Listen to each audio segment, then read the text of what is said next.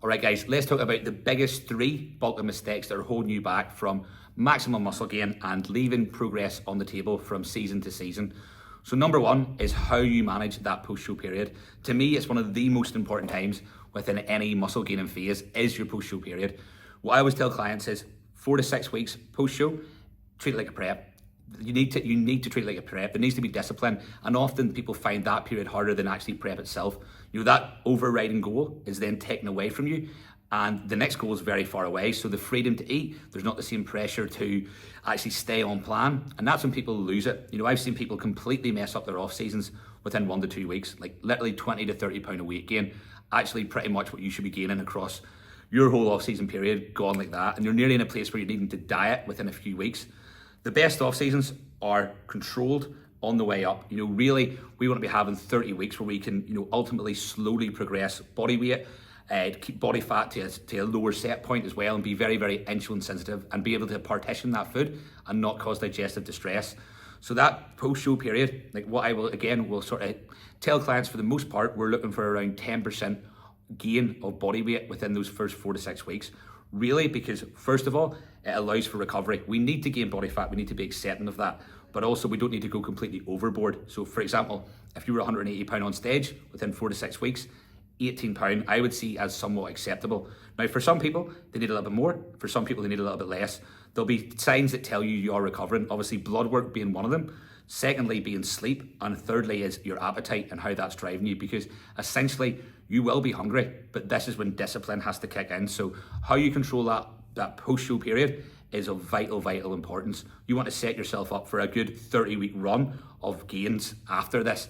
So if you mess up within the first 4 to 6 weeks, you'll find you get 10 weeks in, your appetite's tanked, you're already over fat, your training's starting to suffer, and essentially it's time to diet again without really having any real muscle mass gained or accumulated in that time frame. Number 2, and it's kind of quite closely linked to number 1, is you just eating too much for your needs. You know, you'll hear a lot of people say you've got to eat big to get big, and yes, that is true to a point, but really what you should be doing is eating in requirement to your needs. So what does that actually mean, and what does that look like? So you finish your post-show period, you're now into your off-season proper, you just ramp calories up, 5,000-6,000 a day. Will you gain weight? Absolutely. Will you be gaining muscle? Not necessarily. Because there's 2 very different things between gaining scale weight and actually gaining muscle tissue. The amount of people I've seen over my time blow up, put on lots of body weight, and actually when they come back down to their stage weight, they look almost exactly the same, and there's no real muscle mass gain there. Again, you've got to eat in requirements to your need. We know we do not need a huge surplus to actually gain muscle tissue. What we need to gauge is what's our recovery looking like, what's our training performance looking like, what's our digestion looking like. If you're gaining, in my opinion, and as an assistant athlete, anything more than 1 pound per week, we're probably gaining quite a large amount of body fat in and alongside that. And ultimately, that body fat that you've gained has to come off on the back end. So how many calories do we actually need to be gaining at around 1 pound a week? Obviously, that's going to be very different for everybody, but I'd like to be on the verge of saying around like 500 calories extra per day. So where you're at, where your maintenance level's at, 500 calories on top of that should see you gaining at quite a nice rate of gain. Now, again, what we have to look at as well, besides that is, well, what's your training performance like? What's your recovery like? Are you able to progress in the gym? What's your sleep like? What's your digestion like? If you start piling more and more food in, digestion is going to be compromised, sleep might well be compromised, and ultimately over time, as your performance gets better in the gym, as your recovery needs to get that little bit higher, as your body weight goes higher and you have more muscle mass, we will then need to increase those calories, but staying in line with around about 500 per day. Anything more than that, to me, for the most part from what I've seen, means an increase in body fat that's kind of, again, pretty unnecessary. Again, body fat is part and parcel of an off season. We're going to gain some, but we do not need to gain more than absolutely necessary. So yes, we need to eat big to get big, but that happens over time and you earn the right to eat more food. So you've got to be patient. The best thing we can do is protect appetite, protect digestion, and make sure that recovery and training performance is increasing. Now, my third point here is training, your ability to get stronger in the gym. To me, progressive overload is very, very important. Volume is also a parameter that we have to look at. How much can you do and how much can you recover from? That is massively important. And then what does your training actually look like? What is their intent behind it? What level of intensity are we training with?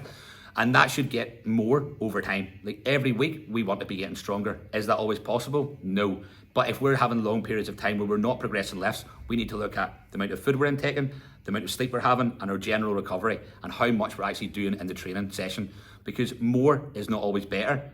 Better is better. Are we growing off lower volumes? Then we ride that out until we then need more. If you're not recovering, if you're going into every session sore, it's likely you're potentially doing too much or you're under recovering. You want to have intent behind your training, that the muscle group you're actually trying to train is the muscle group we're training. Because you see so many, they're going in and they're swinging weight about and they're drop setting everything and there's no real plan in place. That's not particularly trackable. Like if I said to you, I want you to lose weight without tracking your calories, you could probably have a pretty good go at it. But if you want it to be exact with it and get the absolute most from it, you would track your calories in order to lose body fat. You would track your calories in order to gain muscle tissue. So it's much the same with training. If we aren't tracking it, it's very, very hard to manage. So progressive overload is very, very important, but also having intent behind your action, intent behind your training is also very, very important. So what should your training actually look like? Well, first and foremost, we need to create an environment where we can be progressive with our training, where we can get stronger, but also what we can recover from. We know that volume is a large portion of hypertrophy, but how much volume can we do while still being progressive within that session? If we're going in every session sore, it's likely that we're doing too much to actually recover from, in which case we need to look at either the training or the recovery modalities and your food intake. But also, if you're getting like crazy strong, like every other couple of weeks, doesn't mean we can do more. We also have to challenge our recovery capabilities, and that's something to remember. That I'll say that again. In order to get the most out of your training, to grow the most tissue, you have to challenge your recovery capabilities. If you're not feeling any real soreness, if you're making these huge increments in strength every single week, then can we actually do more volume? Because we'll see it from an example of like powerlifters. They'll maybe deadlift once every 2 weeks, and they'll see their main goal being strength progressions. Our goal is not necessarily strength progressions, it's muscle gain. So does that mean that they can actually, if we wanted to put more muscle on, we should be challenging our recovery by doing more sets? And the only way to do that is by doing it and taking on that feedback. Again, we want to be tracking what our progress looks like from, first of all, I think, most importantly, body shape, body composition, also scale weight, and also training performance. There are 3 things that we got to look at in order to get the absolute most out of your training, but also in terms of your off season as well. So to summarize all that, in order to get the most out of your off season, we've got to look at, first of all, that post-show period, how we manage that, or rate again. Secondly, how much food we're actually intaking versus how much we actually need to grow tissue. And thirdly, what is training looking like? Setting up your training, taking training performances, understanding the difference between volume and intensity, and finding that sweet spot in between. So hopefully that helped, guys, and you can start getting some real big gains coming into this off season.